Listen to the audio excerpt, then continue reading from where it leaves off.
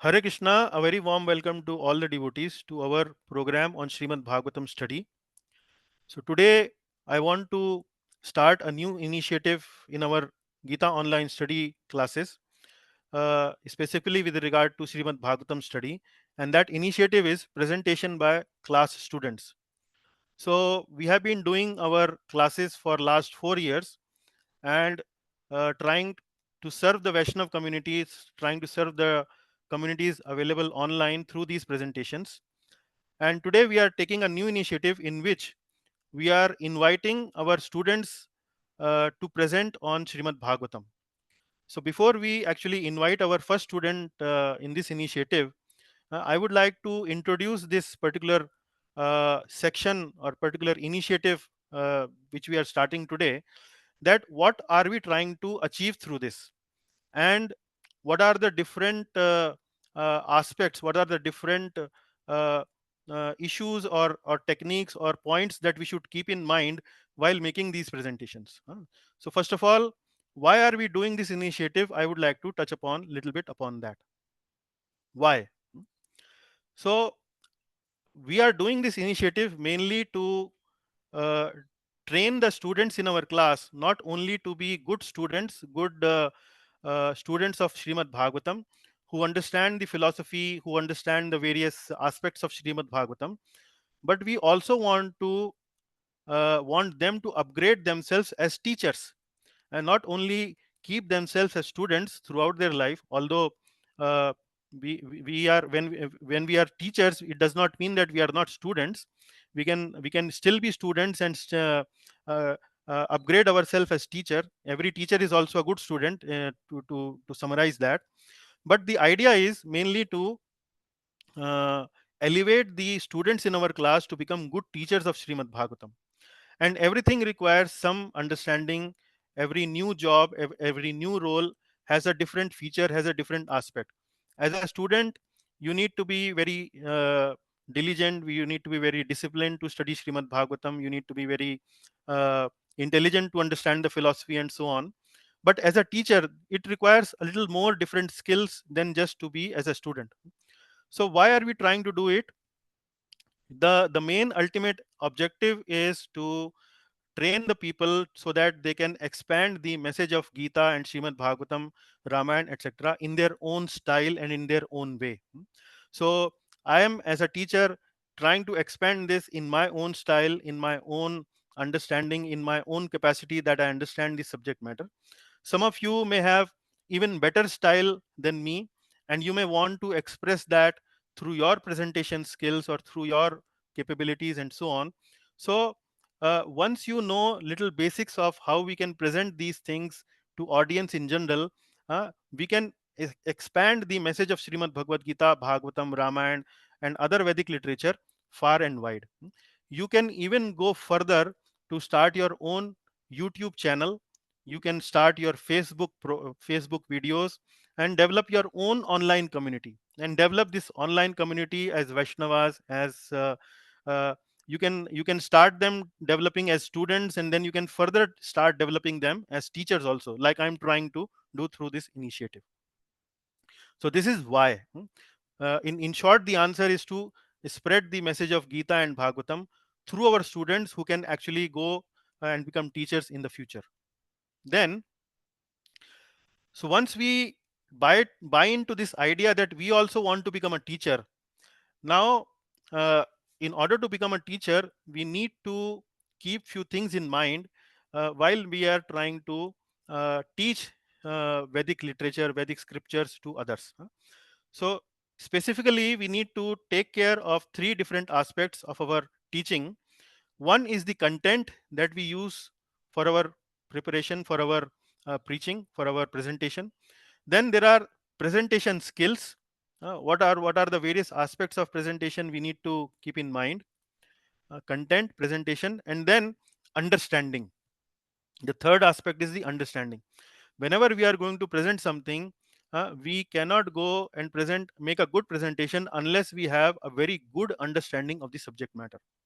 So these are the three various aspects where we need to focus when we are trying to take this initiative of teaching scriptures to others. So let us take one by one. First of all, content. Hmm. So in content, the first bullet that you see here in the screen is, uh, if you are teaching Vedic scriptures for the first time, so I'll give you a little formula that you at least try to keep your presentation, the content of your presentation, at least majority of the content, mainly from Bhakti Vedant purports by Srila Prabhupada. Hmm.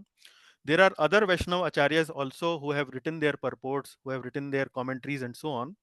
But in order to begin with, not to make things very complicated or very, I would say, difficult for others to digest, and keep things simple for yourself also as a teacher, keep the majority of the content based on the Bhaktivedanta purports that you have studying from Srila Prabhupada books. Then, second point is practical application. While you are making your presentation, try to show the aspect to the students of your class how you can utilize this particular shastric knowledge in a practical way. How you can practically utilize this in their day-to-day life. Practical application. Third is lessons. Huh? What are the life lessons in that particular shastric study? Maybe you are teaching some verse to the class. What are the different life lessons for ourselves? Then examples and analogies.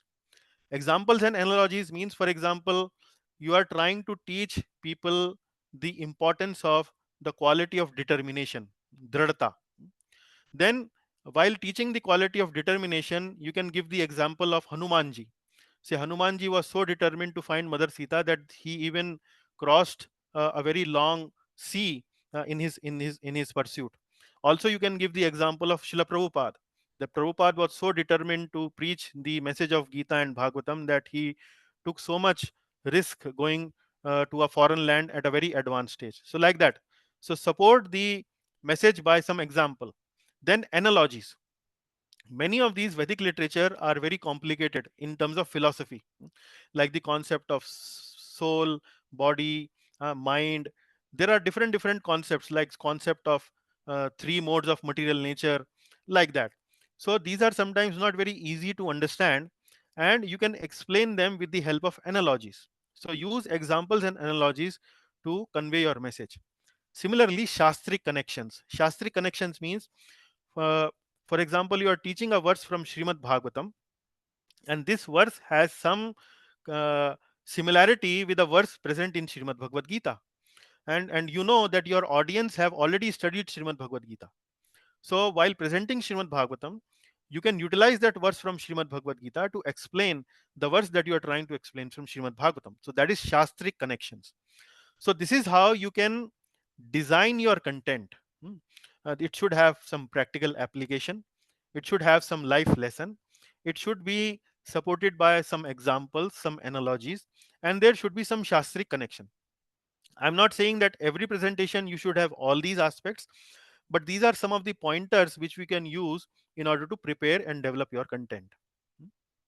Then, after you have developed your content, now you want to take that message to the audience in front of you.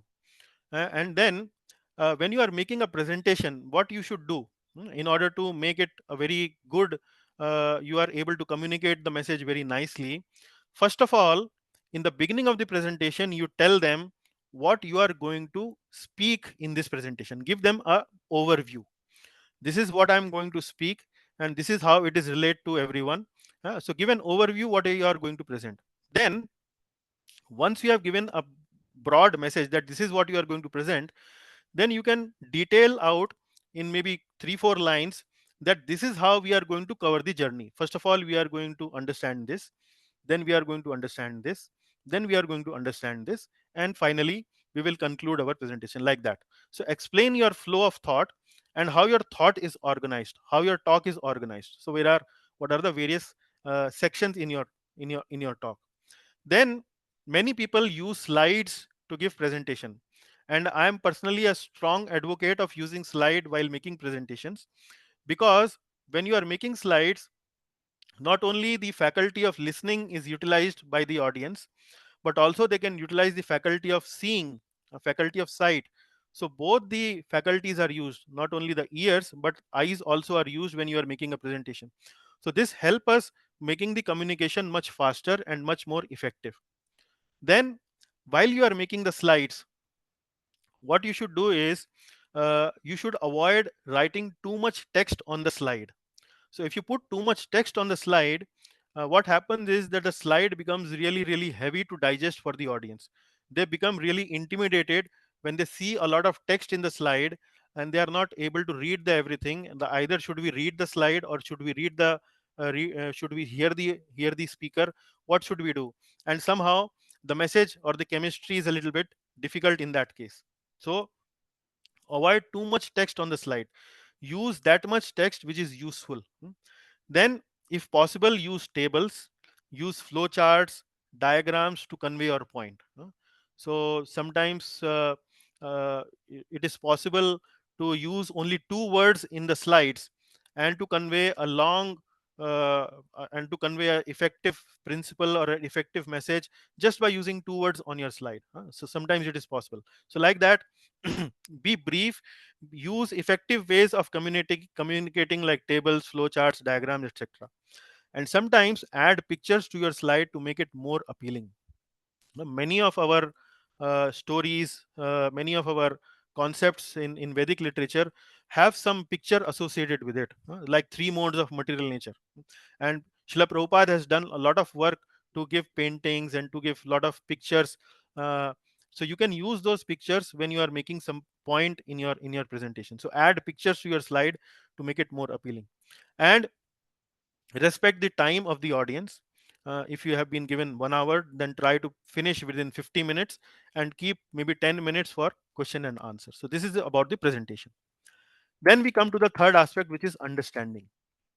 Understanding is a little soft aspect, and it depends upon the various speakers.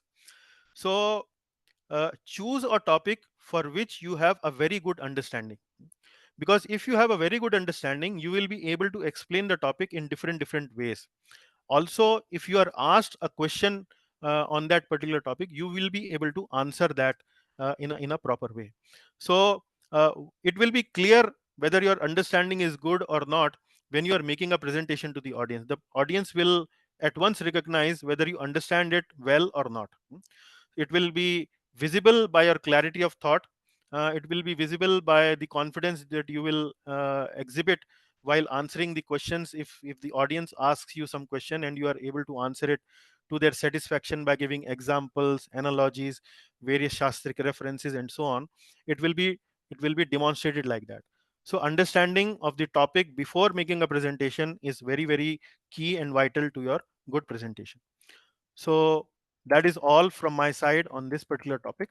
I hope that was useful for specifically for those devotees who have decided to make presentation in this particular initiative. And maybe we can take some questions for 2-3 minutes if there are any questions from the devotees. Yeah. Do you find this presentation useful as a warm up for this initiative that we are going to take?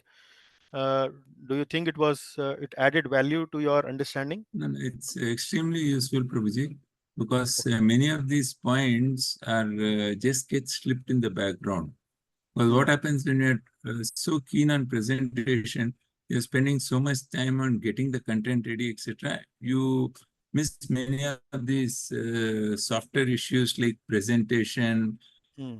like how to structure Yeah. it, like time management, etc. So this is very useful. In fact, Okay. this will we can use it as a guide when we are preparing our presentation. Yeah.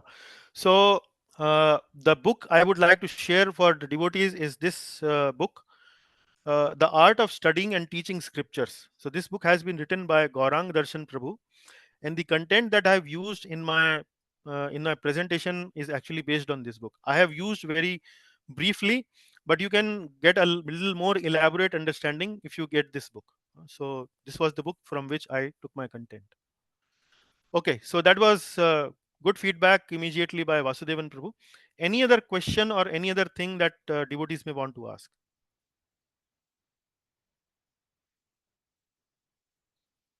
Okay, I see that silence as no question, and possibly everything has been well understood. So I will stop recording for this session.